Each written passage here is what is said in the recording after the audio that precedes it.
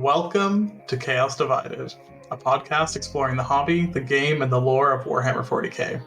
We're your hosts, NurgleSnurgle and BlushingNoiseMarine, and today we're talking about discovering the joy in painting. Now, this week's quote is fresh off the presses, really, and it is art cares not whether you can paint or not, only that you simply do. And you can find that written by NurgleSnurgle today. Oh, it's not like, is it written somewhere? Can they find that? It was verbalized. Well, it's written on our notes, so it's... There you go. So yeah, no, you wrote it. Yeah.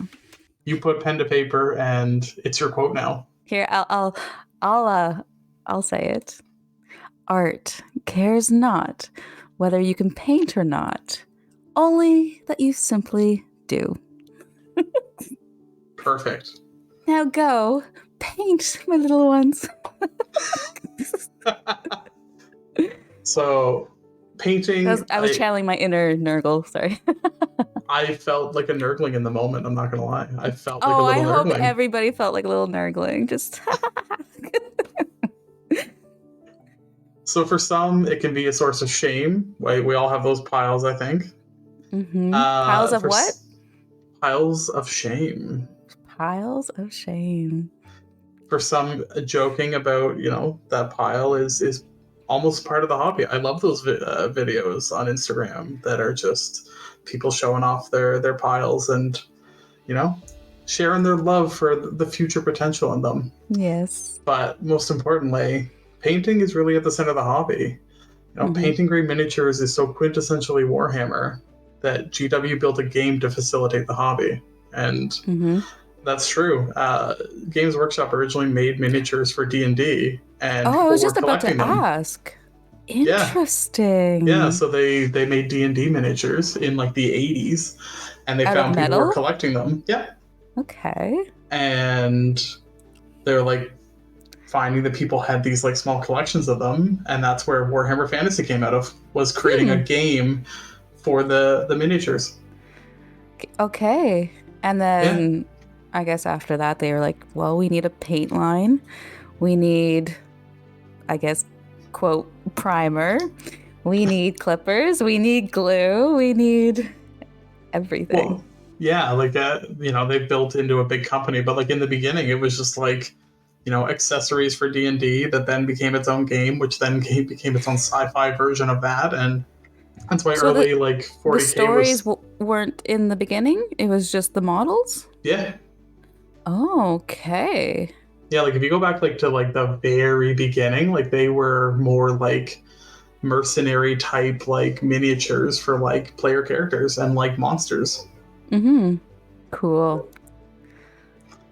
So that's why, like, literally the game comes out of the hobby. Like, the hobby is that, like, big pillar. And for some people, that's, that's all they really engage with Warhammer is that hobby aspect. They don't necessarily play the game. They don't care about the lore. But, Games Workshop makes nice miniatures, and people like painting them. Yeah. And even, like, the plastic, like, the quality of the plastic I really like. Like, you can feel the difference from the D&D models to a GW model. Like, it has a different weight to it, has different, like, texture to it, porous and how smooth it is. So, not only are the sculpts beautiful, but, like, the quality of the plastic is really nice. Yeah, that was one of the big things when I came back to the hobby was, like, how far it had come.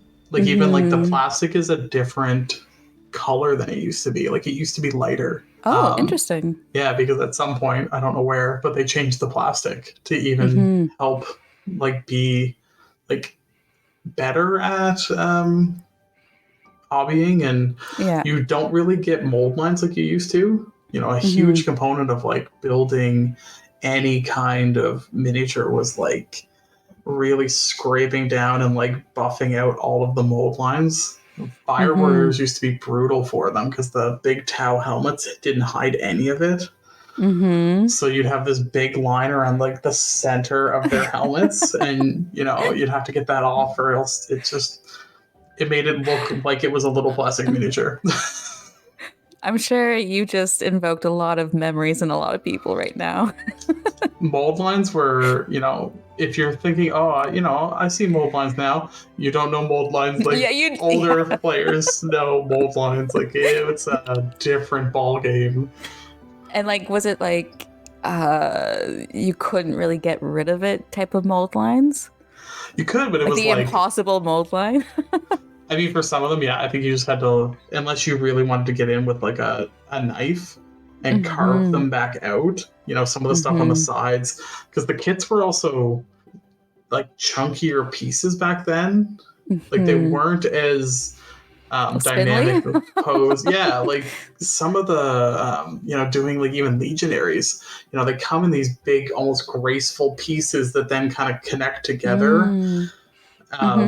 Whereas, Fire Warriors used to be, a chunky square cylinder body with legs, and you would put the arms on and a head. Now they come in like posed like, almost like a forms Lego, like head, arms, legs, body.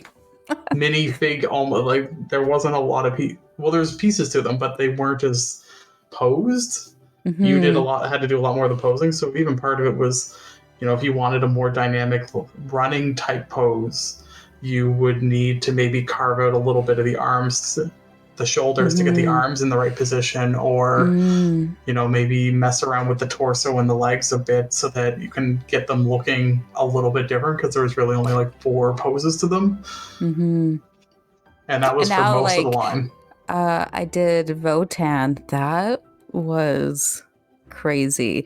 Like they have so many little pieces to them, and it's so tiny. Like I can't imagine having like larger hands trying to smooth out these little pieces. Like I was scared I was going to bend the pieces. And like now you have like different guns that you can magnetize, and yeah, the Votan were quite interesting to put together.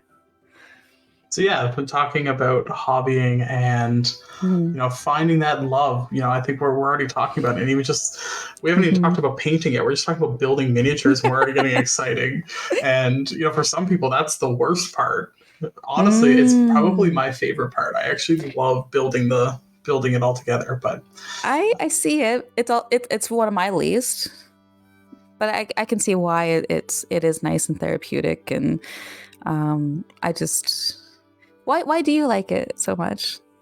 I find it because I'm not great at painting, and sometimes that comes with its own bag of hammers, but building them and trying to take something that, especially some of the newer kits are more monopose, and trying to I'm not much of a kit basher. I've experimented a little tiny bit with some things, but trying to create your own unique shape, putting, taking kind of this blank canvas of a disc and trying to create the perception of movement out of it.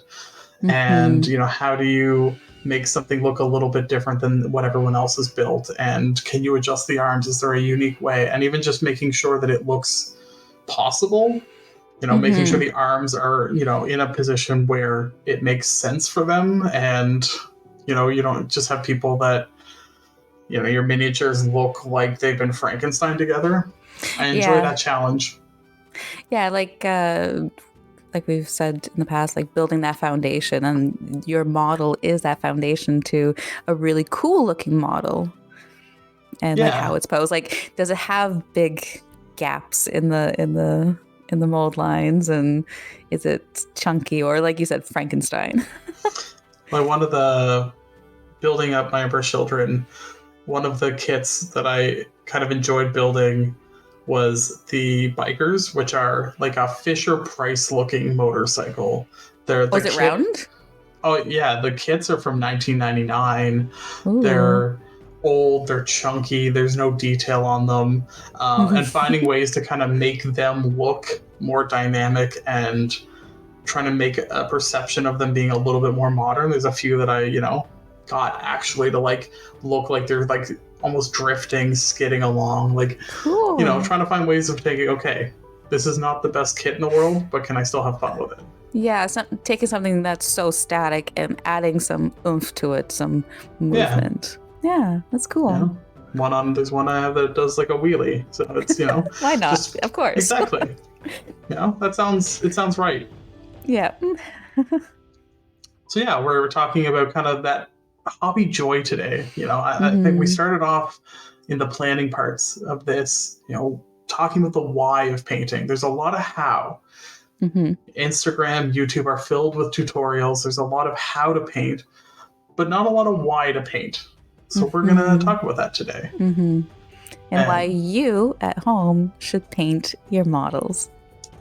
And it's not because you should be ashamed. It's okay to have a pile of opportunity. Yes. What other names can we call them? Okay.